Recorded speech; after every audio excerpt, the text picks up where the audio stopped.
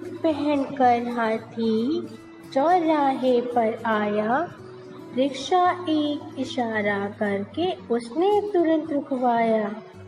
चला रही थी हाँफ हाँफ कर रिक्शा एक गिलहरी। बोले हाथी दादा मैडम ले चल मुझे कचहरी।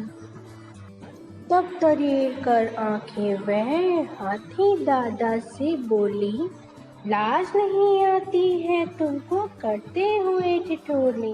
गिलहरी, अपना रिक्शा करूं कबाड़ा तुमको यदि बैठा लूं। जानबूझकर क्यों साहब मैं व्यर्थ मुसीबत पालूं। माफ करो गुस्ताखी मिस्टर कोई ट्रक रुकवाओ। तब तुम उस पर बड़े ठाठ से बैठ कचहरी। Good morning students.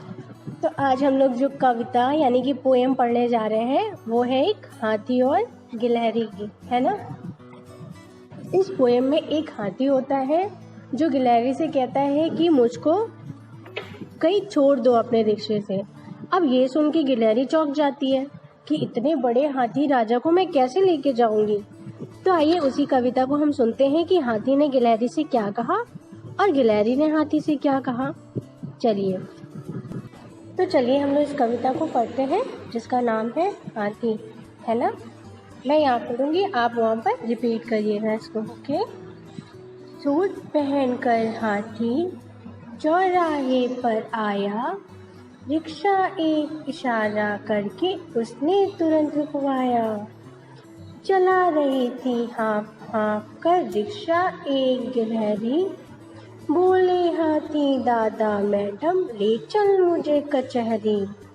तब तरीर कर आंखें वे हाथी दादा से बोली, लाज नहीं आती है तुमको करते हुए ठिठोली।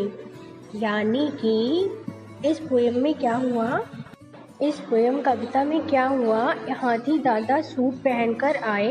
कहाँ आए? चौराहे पर आए और एक रिक्शा उन्होंने रुकवाया। चौराहे पर आकर उन्होंने क्या रुकवाया? एक रिक्शा रुकवाया। फिर उसे एक गिलहरी चला रही थी, हाँफ हाँफ कर चला रही थी। बेचारी छोटी सी गिलहरी एक बड़े से रिक्शे को चला रही थी तो बहुत हाँफ रही थी। फिर हाथी दादा उससे बोले, मैडम मुझे ना कचहरी ले चलो।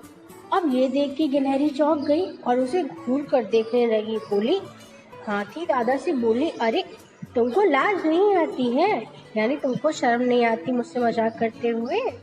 फिर देखिए क्या हुआ, अपना रिक्शा करूं कबाड़ा यदि बैठा लूं।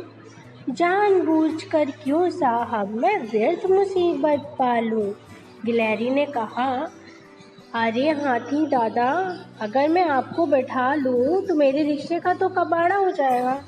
तो मैं जानबूझकर ऐसी गलती क्यों करूं कि मैं आपको बैठा लूं और अपने ऊपर एक मुसीबत ले लूं और अपने रिक्शे का भी क्या कर लूं? कबाड़ा कर लूं।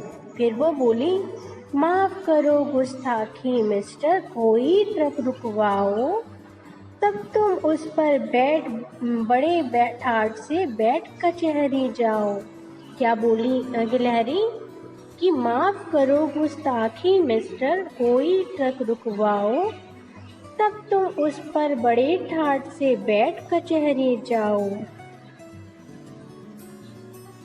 वो हाथी दादा से बोली कि मुझे माफ़ करना हाथी दादा, लेकिन आप ऐसा करिए कि किसी रिक्शे को ना रुकवाकर किसे रुकवाइए, एक ट्रक को रुकवाइए और उस पर बड़े ठाठ से बैठकर आप कहाँ चले जाइए? कचहरी चले जाइए। और अगर मैं आपको अपने रिक्शे पे बैठा लूँगी तो मेरे रिक्शे का तो कबाड़ा हो जाएगा और मेरे ऊपर मुसीबत आ जाएगी। तो इसलिए ऐसा करिए हाथी दादा, आप ट्रक रुकवा कर उसमें बैठकर कचहरी चले जाइए।